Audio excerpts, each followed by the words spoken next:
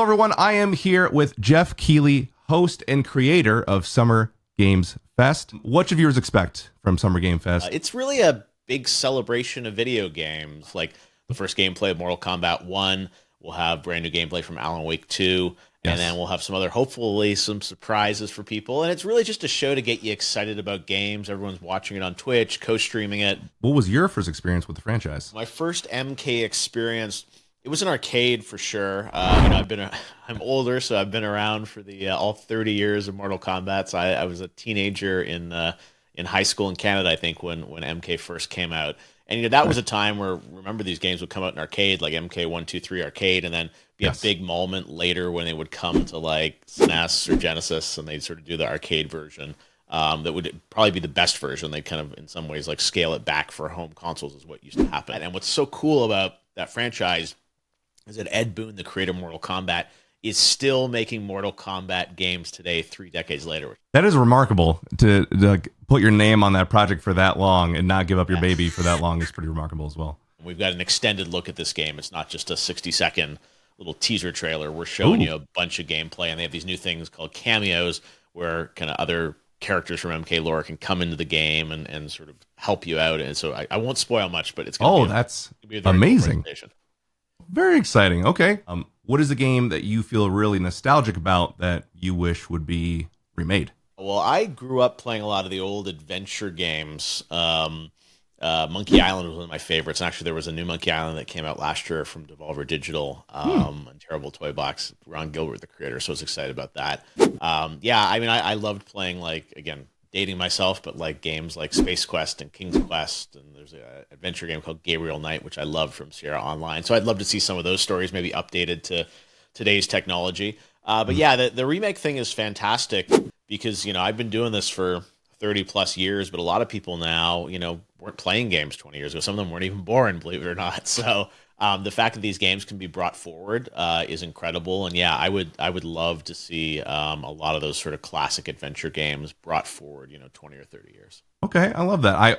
I cannot lie to you. I haven't heard of some of those, but they sound really good. What games are at the top of your list right now that maybe you haven't played yet or had a chance to play it this year? Yeah, well, I'm midstream on a couple of games. I got a lot of backlog because we're making Summer Game Fest, and Tears of the Kingdom came out, Diablo 4 just came out, or it's an early access coming out this week.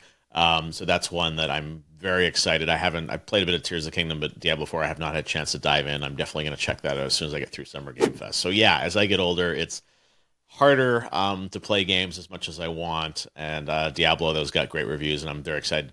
That there's Street Fighter that came out last week. I haven't dived into that. There's Final Fantasy 16 in a couple weeks. It's a very busy June for video games. Do you have maybe a favorite moment or a couple moments from previous Summer Game Fest that kind of stick out to you that you're hoping to kind of maybe recreate some of the magic this year?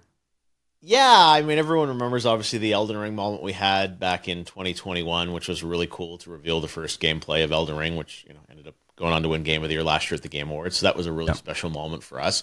And my first memories of Summer Game Fest were going back to the original year in 2020, the pandemic, where in this very room I was doing our first streams, and that was when I revealed Crash Bandicoot 4 with me and Crash Bandicoot. He came over to my place here in LA. And then also I got to go hands-on with the PlayStation 5 DualSense for the first time, and I got to do that here. So those are probably my favorite memories from the first year, just because I was literally figuring out how to stream, opening up OBS and figuring out streaming. I was doing it all from home, which was kind of crazy. But yeah, it worked out, and it's been fun that we've created this event that just continues to grow every year. Also, too, we mentioned streaming. Any streamers that you'd have enjoyed watching recently? Anyone that sticks out that you maybe have tuned into every now and then? Oh, wow. Yeah. I watch a lot of different streamers across all the platforms. We're working with a bunch of them to co-stream Summer Game Fest this week. So, there are people that have been big fans of our events for long. Like Lyric's always been an amazing supporter on Twitch and always co-streaming our events. So shout out to him. Even my boy Angry Joe, who is we had a run-in maybe a decade ago, but we're pals now. He's a great streamer. And yeah, honestly, what I love about Twitch is that there's so many, there are thousands and thousands of creators that will co-stream the show, and they might like it, they might not like it, but they'll commentate over it and be a part of it.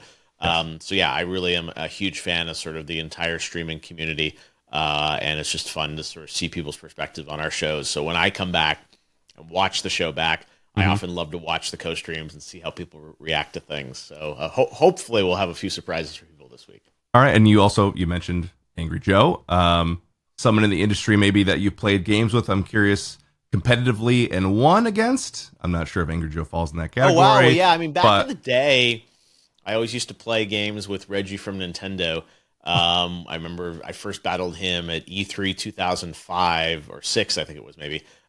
We went head to head in Wii Sports back when Wii Sports was just coming out, and I beat him in Wii Sports Tennis, and that was a fun moment. And this created a rivalry between me and Reggie, where every year at E3 would kind of battle each other in different Nintendo games. So those are probably some of my favorite rivalries, with people getting to kind of go head to head and play games. And yeah, Reggie is a good friend of mine, and we miss him at Nintendo. He's an incredible person. That's fantastic. It's like big little brother energy. Like your big brother beats you once, you play it constantly all day, every day, to hope to beat him the next time. That's totally what happened. Yes, you're great. right. What class do you think you're going to go with Diablo 4? Barbarian for me. What about you? Barbarian, absolutely. I've having a lot of fun with Pulverize Druid. It is, I come in, I turn into a bear, I smash things. Love it. Diablo 2 has such a special place in my heart. I remember going up when that was done at Blizzard North many years ago, and going up to San Francisco where they made that and hanging out with that team. And it's been a long time since we've had a really amazing, I mean, Diablo 3 was good, but I think this is just, from what I read, what all my friends tell me, it's like it's a really special game. So I mean, they do a great job cinematically. I think the story is actually very engaging, but the graphics are fantastic. It feels like I'm in a miniature, like I'm literally following my character around. I agree with you, because sometimes, so good. That sort of top-down isometric perspective, sometimes, it's hard to really create like crazy visual emotion with it. And what they've done, as you said, they've done a really great job with sort of the lighting and the effects and the animation that kind of really brings you into that world, and you don't feel distant, because sometimes we're used to these first-person games where everything's kind of happening right in front of you. Big fans of the Diablo team, and I cannot wait to dive in when we get finished with Summer Game Fest. Well, also too, you had mentioned Street Fighter obviously is coming out. Hopefully get a chance to play that. Who's your favorite in Street Fighter? Who do you think you're going to pick to play Street Fighter? Oh, well, I mean, I go back to I'm boring, but classics like Ken Ryu, like just sort of like going back to the OG guys. Yeah. Again, Street Fighter, I started playing back about when I started playing Mortal Kombat. And now, the thing is, there are just so many characters now, and these fighting games, there's so many modes, right? And I used to be, very arcadey and like, hey, like, give me someone else to fight, and like, let's just fight. And now it's like amazing what they're doing with the online and the careers and all that stuff. So I have not played the final version of SF6. Have you played it yet? I have not. No, I've not got my hands on it. Too busy with Tears of the Kingdom and Diablo 4. I know, that's why it's an amazing time of year for games overall. So yeah, I'm very excited to dive into that. Although I have to say, like, fighting games, I'm just not that competitive in them anymore. And I have friends that are just like so great at them, and it's hard for me. But I think they're making the games more accessible. I was playing Tekken, which I'm also excited about, Tekken 8, a few months ago with Harada-san, the creator of that, and they've got a really cool kind of assist mode to help you learn the moves. And again, I won't spoil anything, but the Mortal Kombat stuff, what they're doing with cameos and how you bring cameos into the battle is going to be pretty cool. And also, too, I do have just a quick comment outside of necessarily interview, but I feel like I could not say this to you. I thought you did a great job of speeding along the Game Awards this past year after a longer than normal acceptance speech. That was pretty good. Pretty good. You were under a lot of pressure there, so. Yeah, that was, look, it was a great moment with Al Pacino and Chris Judge, and Chris is a friend of mine. He's a great actor. I'm so very worthy recipient of that award. And look, his speech was long, but it was very heartfelt, where he was talking about his mother and his brother and his family, and it was it's kind of what you want in an acceptance speech, is some humanity to it. And I think we were missing that at the Game Awards for a couple of years because of the pandemic. So there was a lot of emotion, and even though it was long, I think people just ate it up. So yes, it did delay our show a little bit. The thing I was mostly worried about is we had a lot of game announcements to get to, and those are very sort of structured timing wise. So I was worried that the show was running a little long. But yeah, it was a beautiful moment. We were so proud of Game Awards last year.